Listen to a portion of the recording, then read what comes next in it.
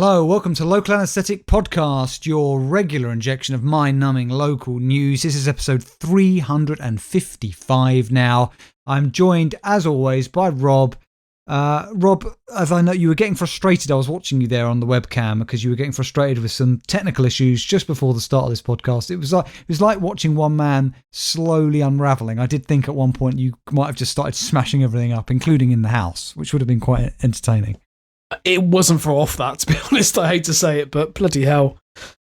It's been a long day, mate. We haven't actually recorded in the evening for a long time, and I forgot how mentally draining it is. But yeah, it is. I'm knackered as well. Yeah, it is. Yeah. Hey, listeners, we're going to be full of energy for you today. No, we will. We'll look, Rob and I are both good actors, and we will act enthusiastic and interested. No, but we are, because I've got some great stories to cover this week, Rob. Let's act like we care, Alex. No, I'm sure that the stories will lift us, and that'll be enough. Hopefully, it's going to have to be. So let's crack on with the stories. We're going to get straight into it this week, aren't we, Rob? There's a lot happening still in the world of politics. We can't be bothered to get into all of that. You guys are probably coming here for some solace from all the madness going on in the world, and we're going to provide that to you, hopefully. Well, not really, because we're going to be probably providing quite a lot of lunacy, but lunacy that will cheer you up. So can we just get straight into this? This is what we do on the Patreon. For anybody who's not a Patreon member, what is it that I always say on the Patreon episodes? More stories, less waffle. Yeah, we get straight into the stories in those episodes. So we're going to do that today. Right, Rob? In the not too distant past, Rob, we mourned the sad passing of Derek the Goose? No, Meatloaf. Oh, right. Right. And, yeah, that's true. I think we mentioned it on a previous podcast, but the reason I'm mentioning it now is because there is a relationship here between Meatloaf and the story I'm about to read. Because, of course, if I remember correctly, Meatloaf was in the David Fincher directed movie Fight Club, wasn't he? Do you remember that? He was actually one. Yeah, he was. Now, have you? Now, if I tell you I'm going to do a story about Fight Club, I assume already that you know what I'm talking about. But you might have been so busy this week that you might, or over the last couple of weeks, that you might not. No, I can't say I do. Actually, I haven't seen any Fight Club stories. Brilliant. Because I know you're going to love this story. So I'm reading the Times version of this story. It was covered in many different outlets. The Times of London, from their New York correspondent, Will Pavia. I just love this story, mate. I absolutely love it. So headline: Chinese streaming platform Tencent edits Fight Club to appease censors. Now, they have a habit of doing this, don't they? Yes, they do, yeah. Yeah, and I know that they tend to edit a lot of Hollywood films, especially for some reason if they have ghosts in them. There's something about ghosts they have an issue with, apparently. Right. I'll tell you a funny thing about that. Do you remember in The Last Jedi, directed by Rian Johnson, where Yoda shows up as a Force ghost? Yes. But it looked different than the Force ghosts in the original Star Wars films. He almost looked a bit more solid, almost like he was really there. And I heard that behind the scenes, a lot of that was to appease the Chinese censors, so you could say, well, it's not really a ghost. Do you see what I mean? Yeah, I can believe that. I also heard they I don't know if that's true. I mean, that's just speculation because I don't want to be on the end of Disney's legal litigation arm. No, that's fair. I also heard apparently they edited down Ghostbusters. It was only 7 minutes long in the end, but yeah. Good, Rob. Right, listen. In an oft-repeated line from the 1999 film Fight Club, a gorgeous anarchist named Tyler Durden bellows that the first rule of Fight Club is you do not talk about Fight Club. No one seems to have taken this quite as seriously as the censors who prepared David Fincher's classic for streaming in China. I don't know if they got the film very late, but 21 years later, we're getting it on the streaming platforms. But anyway. Good to know. I will remind you, Rob, that at the climax of the original Fight Club, the film's unnamed narrator, played by Edward Norton, realises that Tyler, the character played by Brad Pitt, is a projection of his own troubled mind. Like you, Rob, with the episode. Do you remember when we used to do that thing? Right. Anyway, After vanquishing him, he stands hand in hand with his girlfriend Marla at the top of a tower block, watching as the plot his alter ego set in motion to destroy consumerism comes to fruition and neighbouring skyscrapers explode and fall. And it was brilliant, Rob, because then you get the Pixies, Where Is My Mind, playing over the end credits. Which is such a fantastic song. Did I tell you that I happened to come across? Did you know that James Blunt covered Where Is My Mind? I didn't know that, but I did have to give James Blunt props recently when when Neil Young said, "I'm removing myself from Spotify unless you remove Joe Rogan, etc." Yeah. And James Blunt tweeted out that he was threatening to put more music on Spotify unless they removed Joe Rogan. Did you hear about that? I did hear about that. Now, I mean, he has a fantastic ability to. I mean, some of his Twitter retorts have been fantastic. But if anyone is interested, I would actually go and listen to the cover of Where Is My Mind by James Blunt, because I really feel he does it justice. I actually think it's quite a decent cover, surprisingly. Okay, Rob's recommendation of the week. Anyway, Rob, back to Fight Club. So I've just read you what happens at the climax of that film. Well, in the Chinese version, distributed by the streaming service Tencent Video, viewers are greeted instead with a message informing them that the police successfully foiled the plot. So basically...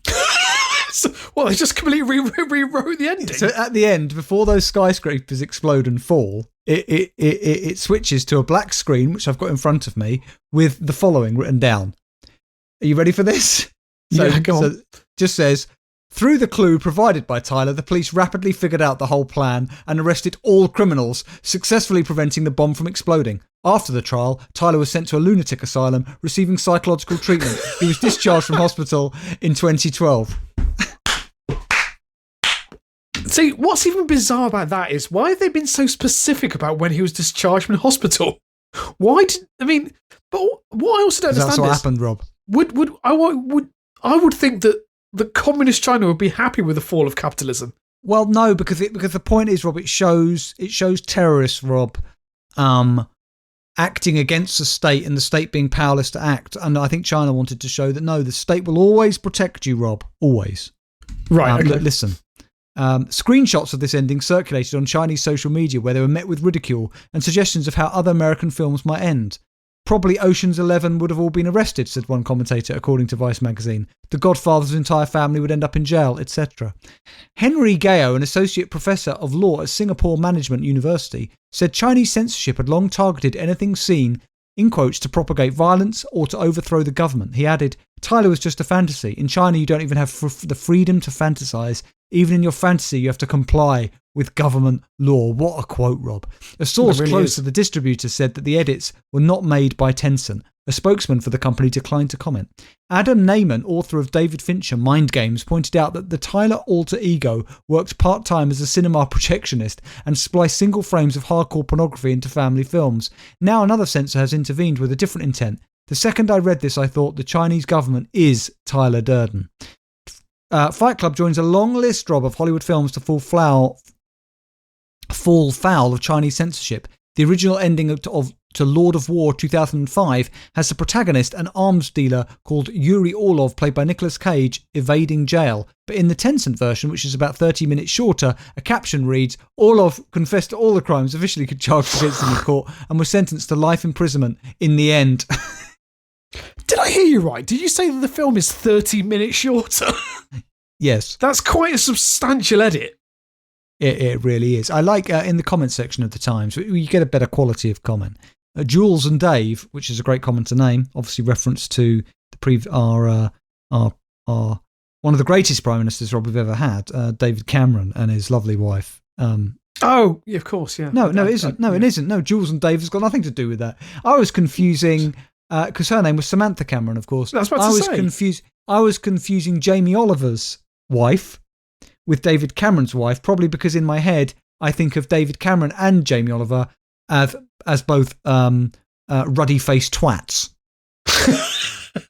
You can kind of imagine that they would be friends as well, and they'd be they'll be delighted by that fact. But as you rightly say, both twats. Yes. Well, I can't say about their partners. I don't know enough. Well, Jules and Dave says, Coming soon, Lord of the Rings. Frodo Baggins is successfully sued for trespass and handling stolen goods and exiled to the Shire. Jaws, the shark is safely captured and humanely chopped up for soup. Star Wars Episode 4, A New Hope. The Rebel Alliance is quickly subdued, allowing Mr. Vader to continue his territorial expansion plans. The other 12 Star Wars films are just fake news anymore. Very good. Moving on now, Rob, to Italy. This story is from the traitorous Guardian. It's by Angela Glofrida, who is in Rome, apparently. It just says in Rome. Don't know if she's there permanently or if she's just on vacation or if that's for her job. But either way, great story. Headline, Italian sexism row over job advert asking for bathing suit image. You heard about this? No. No. I like it when you're so busy, Rob, that you're completely off the radar, because then it means all the stories are new to you as well. It's perfect. Yeah. The Italian Labour Ministry has opened an investigation, Rob, after a company seeking a female receptionist aged under 30 asked job applicants to include a photograph of themselves in a bathing costume alongside documents proving their credentials. Now, Rob, this isn't me being xenophobic. I mean it in the most affectionate way. But where else could this have happened apart from Italy? Good question, Alex. I mean, again, possibly the surrounding countries. Spain, I can imagine possibly Spain, maybe Portugal, but it would be Italy. Let's be honest. Were they? I mean, were they specifically asking for female applicants or? Well, it says the advert, which was posted on several specialised job sites by a Naples-based security company, stipulated the following, Rob, that the candidate must be female, no older than 30, a fluent English speaker, and have their own car and, in quotes, a sunny character with an attractive appearance. Right. It's a shame, Rob, because you could have gone for this job if you weren't a man and you weren't older than 30. But other than that, you have a sunny character and an attractive appearance, wouldn't you say? Oh, I would say so. And also there's pictures of me in bathing costumes all over the internet. Yeah, there are, yeah. I put them there. We asked that you said... I know. I wish I've actually taken them down. But, they do get a lot of traction. The advert continues. We asked that you send a full photo in a bathing suit or similar. And the job was for a €500 a month job, which isn't very much. So what? It's about 350 quid. Yeah, that's bizarre.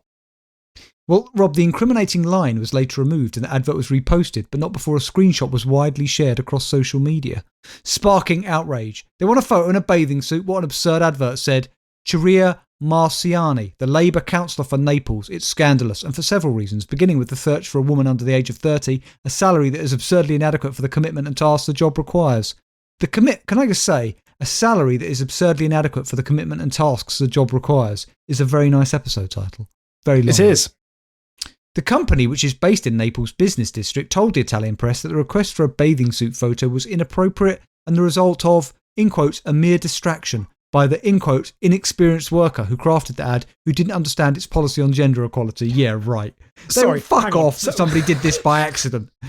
So you're saying that some jobs worth or maybe some T-boy was sitting there writing jobs and he started, I don't know, scrolling through Instagram and then inadvertently typed, must be female, we need some bathing suit photo.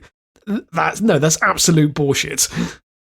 Maybe the person they hired was like 80, feminism had passed them by. They weren't aware of, that these things aren't okay anymore. And maybe it was Donald Trump who posted the advert. Anyway. I mean, Alex, that would justify the small salary as well. Maybe he hasn't kept up with inflation either.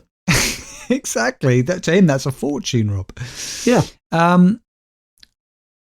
It's like when my parents tell me these stories like seriously, like we bought our first house for £60. It's things like this. I'm like, well, what are you talking about? Yeah, and it's the kind of thing where, you really want to just say, oh, go fuck yourself. But you really can't. Yeah, oh, fuck off. Yeah, I don't care. I don't care about you or your fucking house. But, people get upset. The problem of sexism persists There needs to be much more work done on gender equality, said Marciani. There are so many issues that need to be addressed, especially in a city like Naples, which has a very low rate of women in employment. I didn't know that. According to OCD data from 2019, less than half of all working-age Italian women were in jobs. The situation was exacerbated by the coronavirus pandemic, with women disproportionately affected by job losses. Many women are forced to resign after becoming pregnant, as they are unable to juggle work and family life, with a lack of affordable childcare facilities and inflexible work conditions being among the main reasons. I mean, Rob, if we wanted to be very political, a lack of affordable childcare facilities and inflexible work conditions would also be a nice episode title. Sexism has also been prevalent in billboard advertisements across Italy, prompting the Senate to last year ban adverts on streets and all forms of transports deemed sexist or discriminatory. So, as I said, Rob, I think this might be a particular problem in Italy, but we shouldn't judge, Rob. We did have, didn't we, for a while? Do you remember those adverts all around the tube? Are you beach body ready? That had a woman in it. Yeah, my God. I mean, Alex, let's just remember this is a country who voted for Berlusconi on numerous occasions. So, okay, last story, Rob, that I want to cover here. We're going to go to Yahoo News, even though, Rob, they removed Yahoo Answers, I believe, out of spite. Somebody in Yahoo heard our podcast, finally realised the absurdity of Yahoo Answers as a construct in and of itself, and decided to pull the plug. Anyway, this is from Yahoo News. It's from the 30th of January. I don't think there's a journalist listed. I don't think Yahoo News has journalists per se. I think it's all made by AI. It's just bots, Alex. It's all bots, yeah, absolutely. Great story, though. Headline, homeowner using flamethrower to melt snow sets house ablaze, Connecticut officials say. Of course. No, absolutely. Of course he did. Yeah, no, that makes complete sense. A Connecticut homeowner accidentally set their house ablaze while trying to thaw their property with a flamethrower, according to fire officials in the town of Seymour.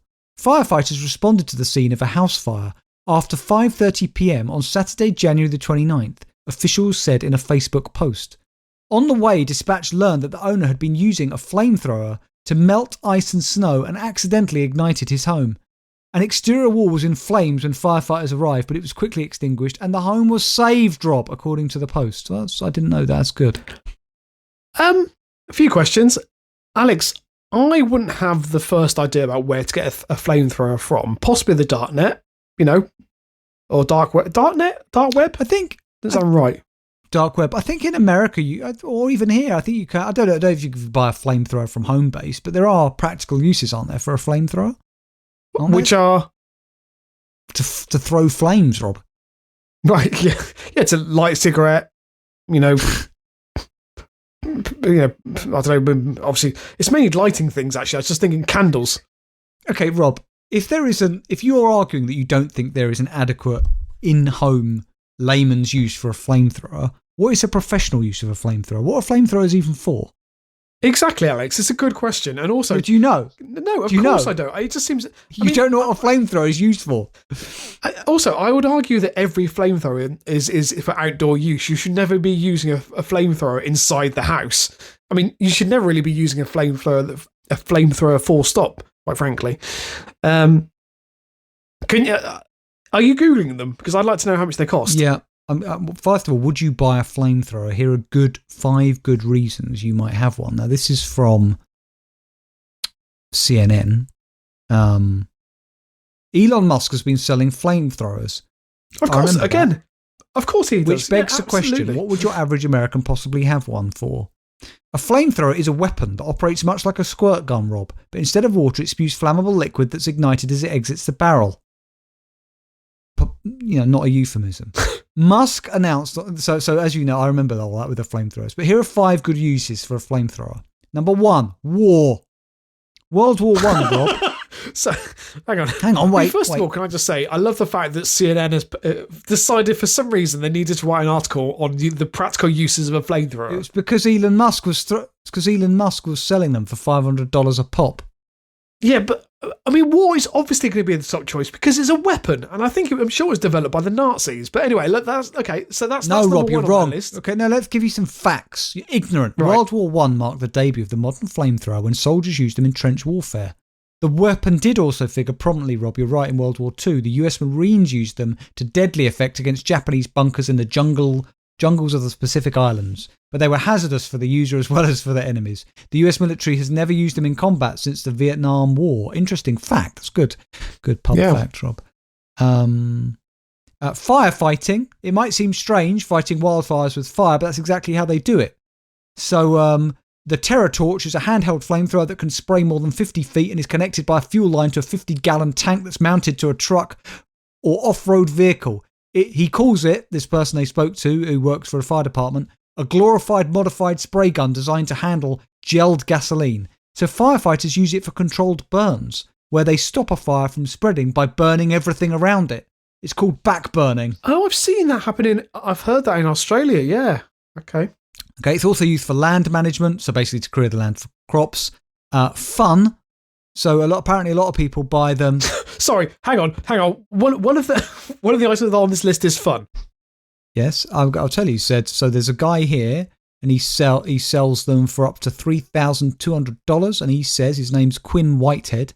He says flamethrowing is, in quotes, exhilarating and leaves you grinning from ear to ear. Yep. So some people use them like to also remove insect hives or torch their driveways and melting ice and snow, like this unfortunate person. And the last reason CNN give is zombie apocalypse.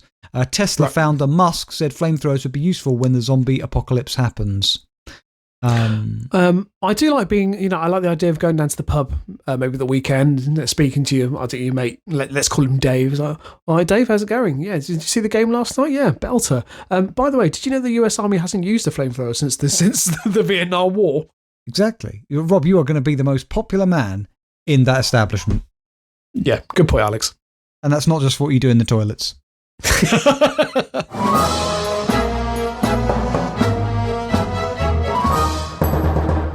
Okay, Rob, you got some stories for us.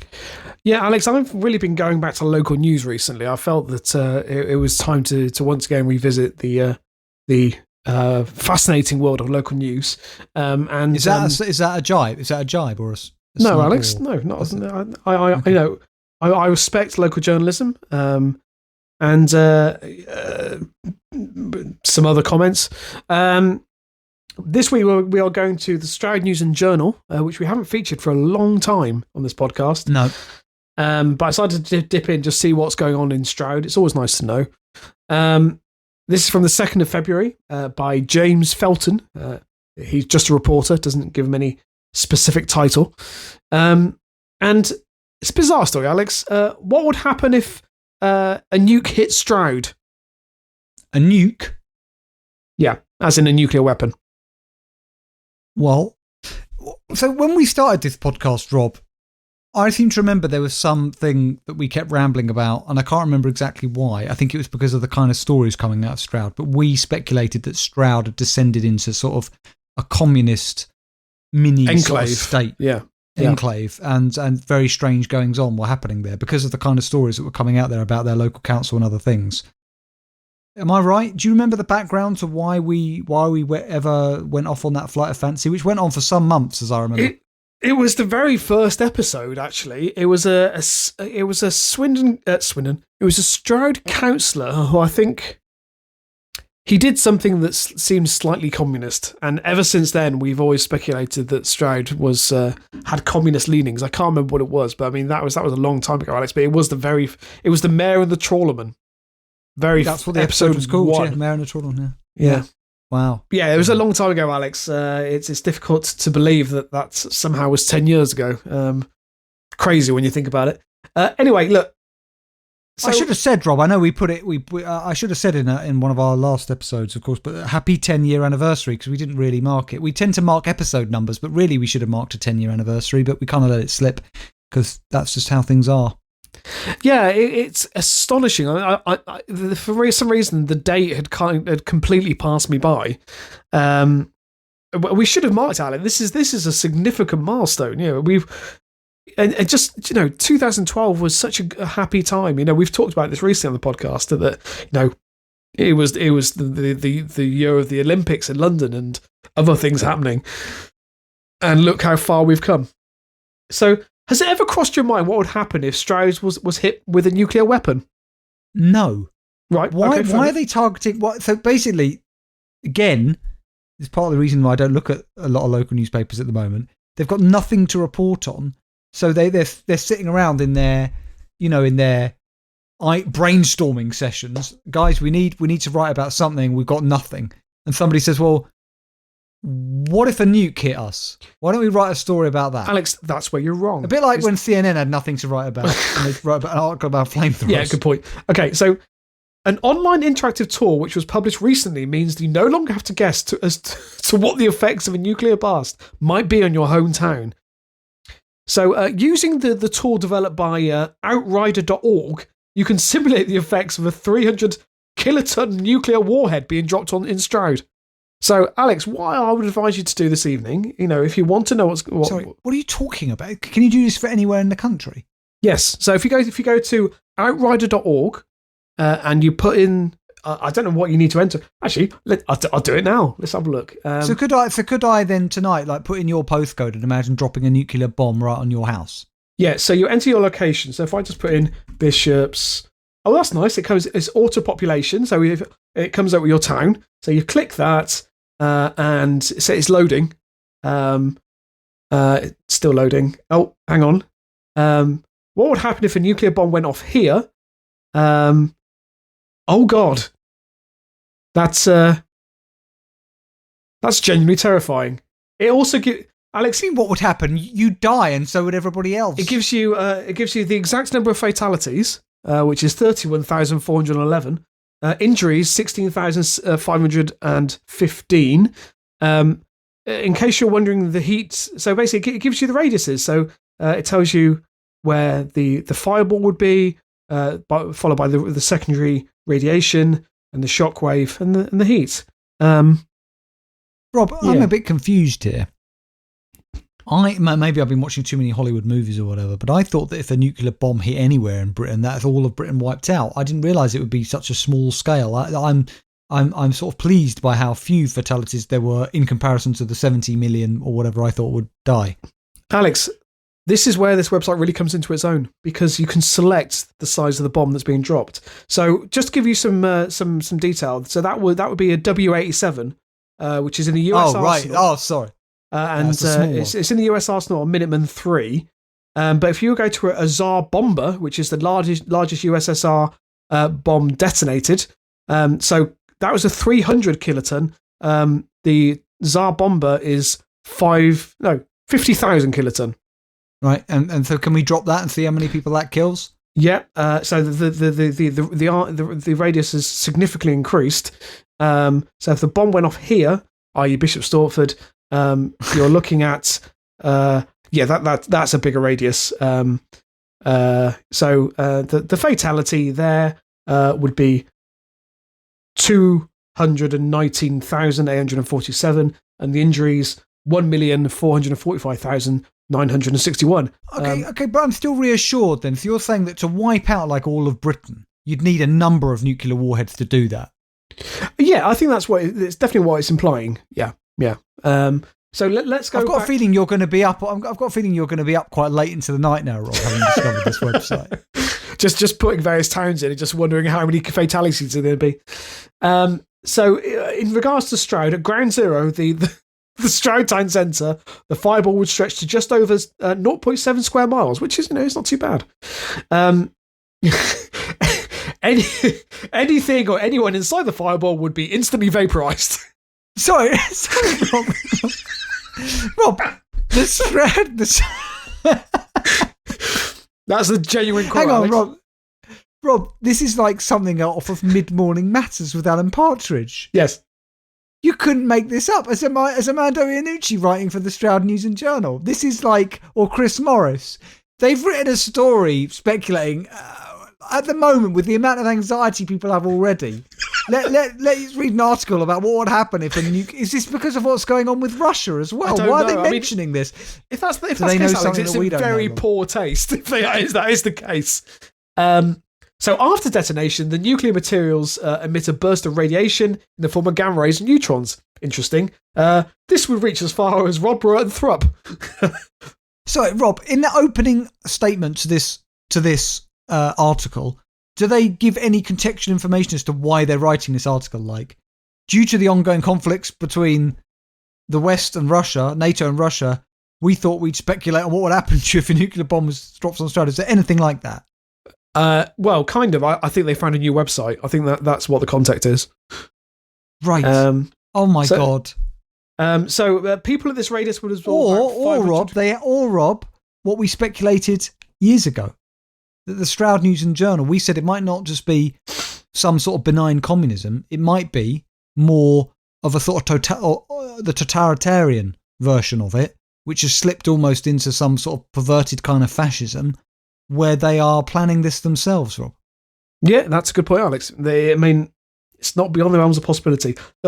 We'll leave that there. I mean, it goes into detail about which surrounding villages and towns would be obliterated as part of the nuclear blast. Does it tell you how many people would be affected by cancer-induced radiation and those kind of things, or not? So it does say that it doesn't actually say exactly what it is, but in terms of their statistics, so in total, outreach projected fatalities for a nuclear weapon hitting Stroud would be 25,147. With a further 2,643 injured. The heat blast would stretch for 50 square miles, meaning it would reach most of Stonehouse, Nailsworth, Chalford, obviously where I come from, Painswick, and Minchinhampton. So that's good to know. What I'd love is, Rob, you know how sometimes these local newspapers are all part of like a network of other local newspapers. If to save time, all of them ran the same story, but just for their own. So, you go to the Lancashire Live, they've got what would happen if a nuclear bomb was dropped on Lancashire or whatever. Wherever you go, it's the same story, just with the different statistics copied and pasted in. Fantastic. Can I just say, I'm just going to read Nuclear Speculation Day. Yeah, just one comment from a commenter called Peter Schatt, who just says, "Happy Wednesday."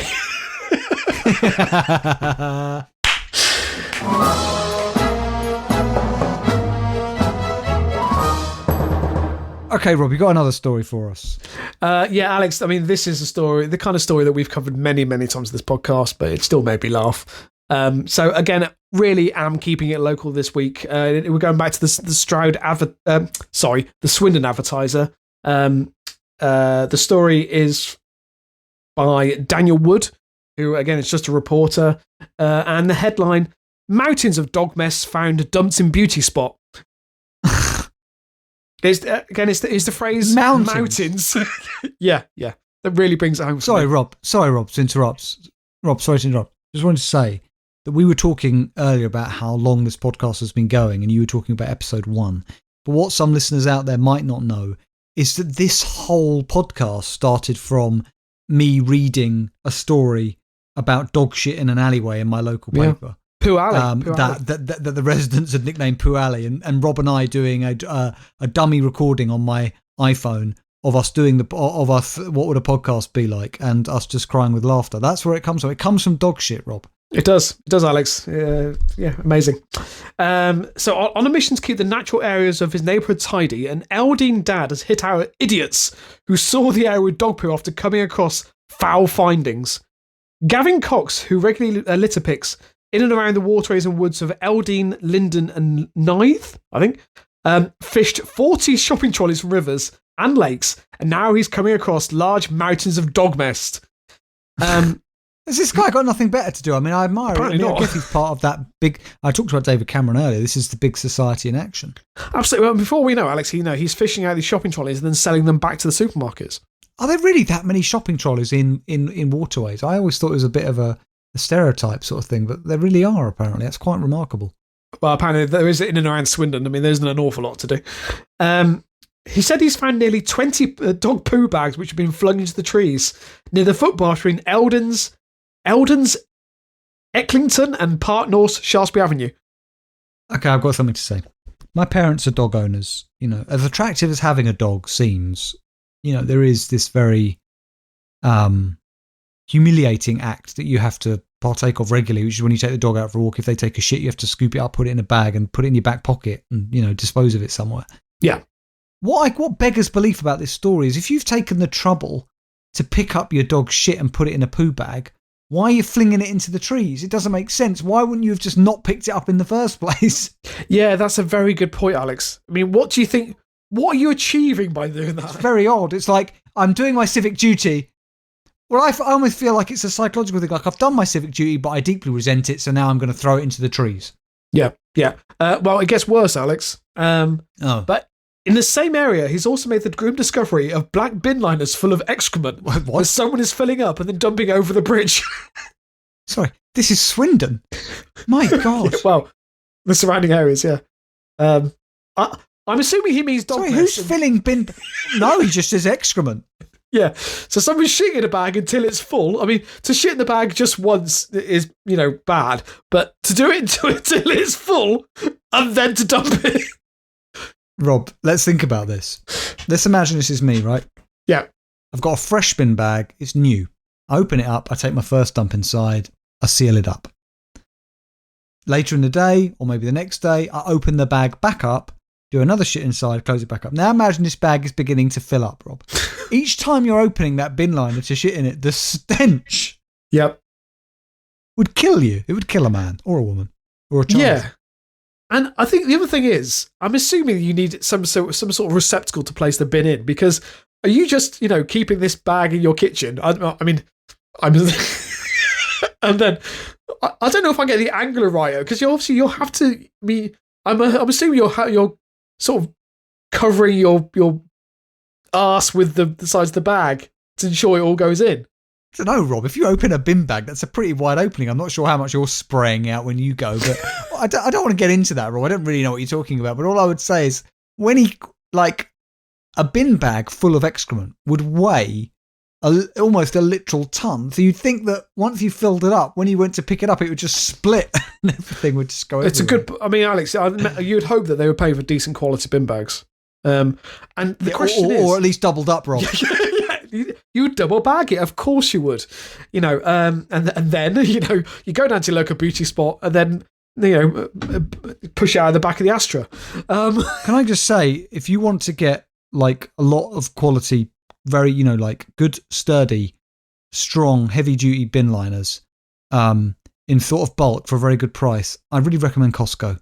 Yeah, I agree with that. Yeah. If if for whatever reason your toilet is out of action, but you need to go desperate, but then it also asks the question, why not? I mean, why not go and shit in the woods? Why not? Because or the sink, and just push it down with a wooden spoon or something. Yeah, just mash it down. Good. It's a good question. He said 99% of dog owners are responsible and pick up their excrement. I'm assuming he meant the dog expert, and not both the dog and the owner are shitting in the woods. But who knows? But then you get the minority who don't bother. You get the idiots who put the waste in the bags and throw it on the side of the path or into the trees. Today I picked up nearly 20 dog bags, which were thrown up into the trees, and the rest were along the footpaths. That implies that... Rob, I'm going to suggest... Yeah, look, I've had enough of this man already, and I'm going to say it now. He's the one doing it. This is a cry for help. Yeah, Alex, you're right. I mean, what better way to try and cover his tracks, maybe literally and metaphorically, than going to the paper and claiming that it's someone else's shit. Exactly. Okay, Rob, I believe it is time for our listener story of the week. I'm doing these recorder ditties for Lyra, obviously. I've got my recorder back again from the repair shop. It should be working fine. Haven't had the chance to test it yet, but I'm assuming it is. Can you give me a song that I'm going to try and play using the recorder? See, we've done... I've been watching Get Back on Disney Plus, which I'm absolutely loving at the moment. So I was going to do a Beatles song, but let's go for something else. Right, Alex, but I'm going to go... Let's go with Oasis Wonderwall. Nice and simple. You can't get it wrong. So, maybe...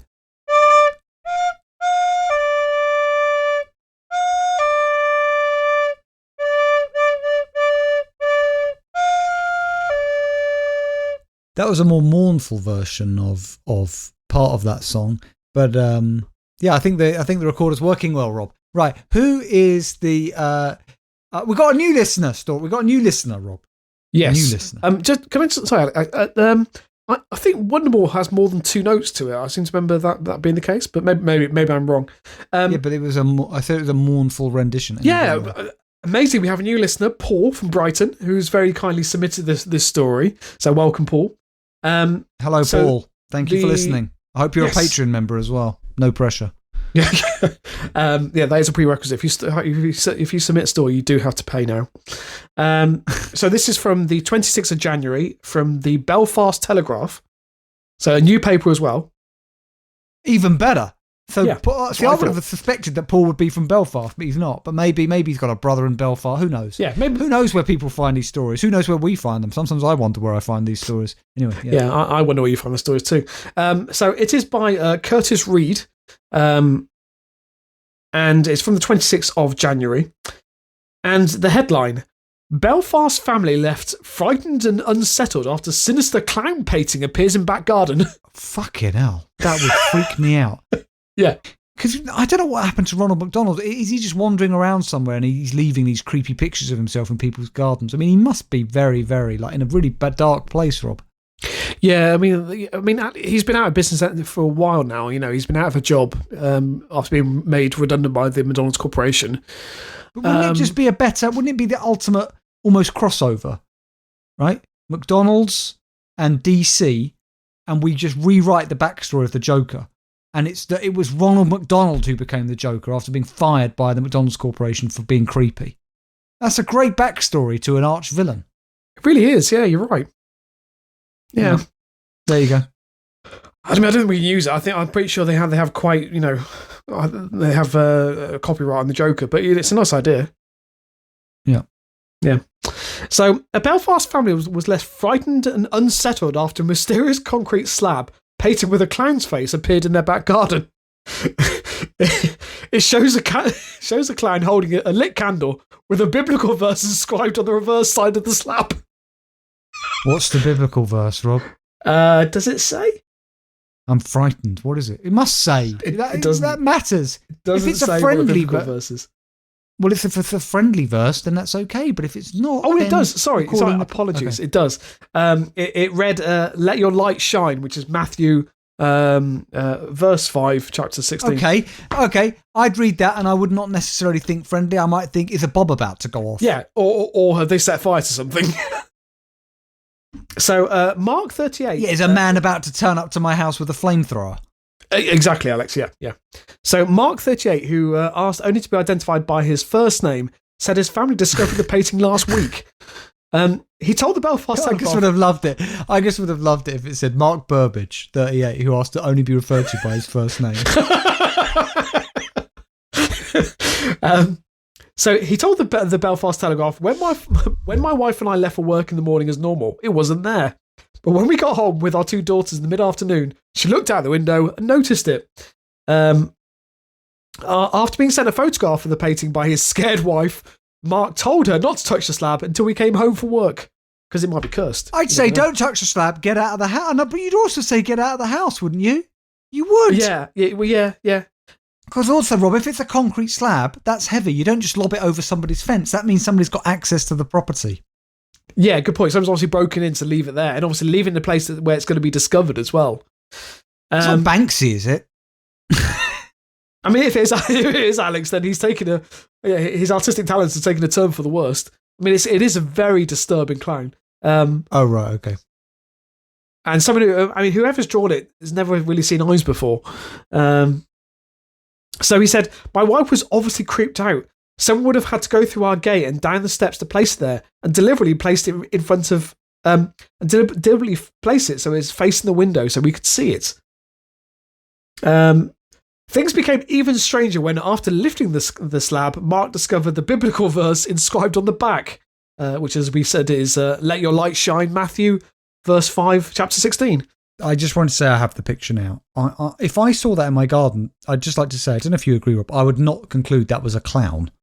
It doesn't look like a clown to me. It looks like some sort of weird sort of gnome almost. Kind of. It's a big mainly it's just the head and shoulders, but you have to go online and look this up, guys. He's wearing like a top hat, a bowler hat. Yeah, and what's that coming out of his mouth? He's got a lazy eye as well by the looks of it. Yeah, and he's holding a can. That would really freak me out. It also looks like it's been done on one of their paving slabs. But yeah, it does. Yeah.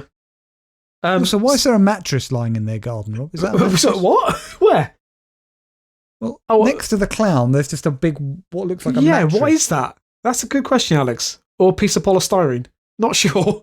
The family Or aren't a on very, trial, very Alex. big block of cocaine. Which they casually just keep in their garden and go and store at their leisure. There's no indication of that. It is Belfast, Rob. Right. Okay. So we contacted friends and family to see if it was part of a prank, said Mark. I checked with the neighbours to see if they'd seen anything similar, but it was just us. Can you imagine having that conversation with your neighbour? All right, Steve. Yes, sorry to bother you. Have you got any slabs with clowns painted on your garden that you haven't seen before? No. Oh, just us then. Right, fine. It wasn't that got me. It was a checking with friends and family. Like, so you ring up your aunt, and you're like, "You haven't played any pranks on me recently, have you?" I know you don't normally. I just wondered, have you played a prank? No, nothing to do with a clown and a slab. Okay, all right, love you. Bye. Yeah.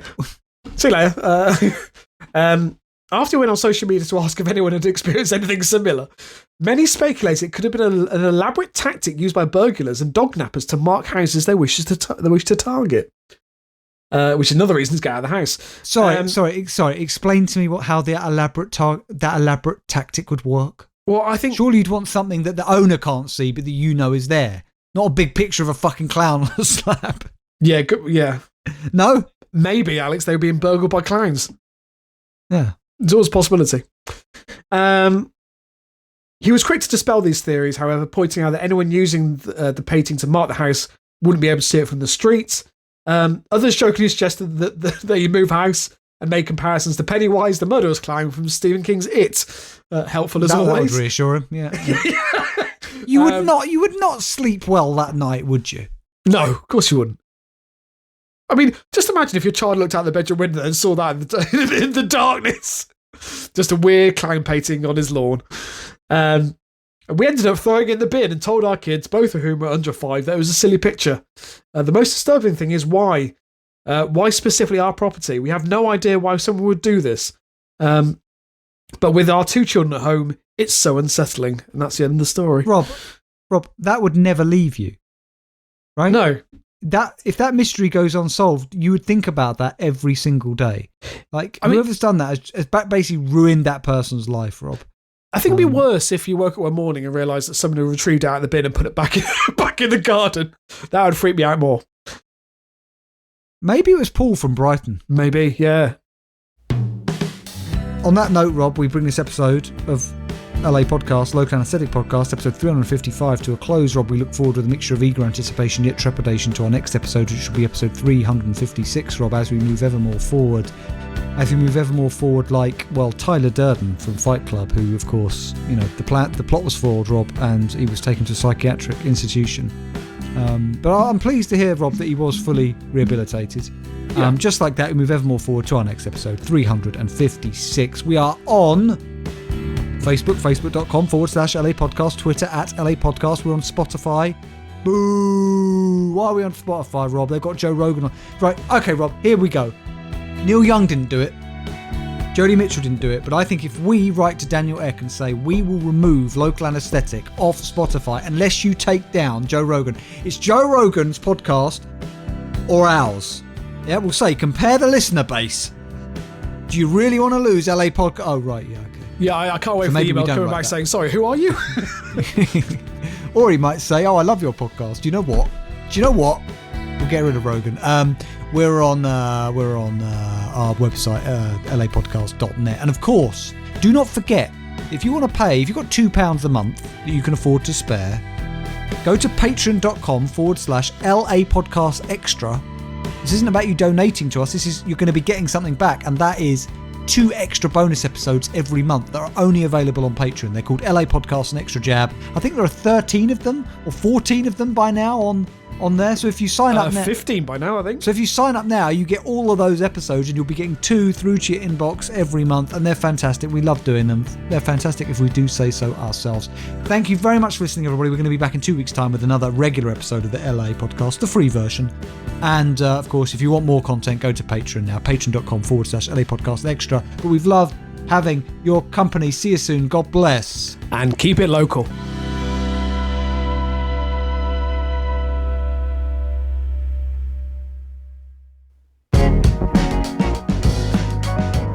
Local Anesthetic Podcast is now on Patreon, so sign up now to receive exclusive LA Podcast and extra jab bonus episodes to your inbox every month. These can't be found anywhere else, and if you want to hear them, go to patreon.com/LA Podcast Extra. More stories about stupid people doing stupid things. Teacher rushed to hospital after shoving USB cable in his penis. No, fuck off, he didn't. He inserted the cable to measure the length of his penis out of sexual curiosity. What pleasure could you possibly derive from this? I mean, apart from trying it this evening. More stupid people doing more stupid things. Parents ordered to pay 43-year-old son after getting rid of his pornography collection. I just feel bad for the parents because it seems like the one thing their son has managed to get right is the fact that he has a vintage pornography collection. That's the only thing going on in his life. Well, inside the boxes were films such as Lesbians in Tight Shorts, University Co-eds 25, and 1001 Erotic Nights. What can I see? What I'd like to know is, what was it? It was a University Co-eds 25. Did he have the whole University Co-ed series? And of course, the strangest news stories you've ever heard. Man left baffled after finding whole potato in his bag of kettle chips. What?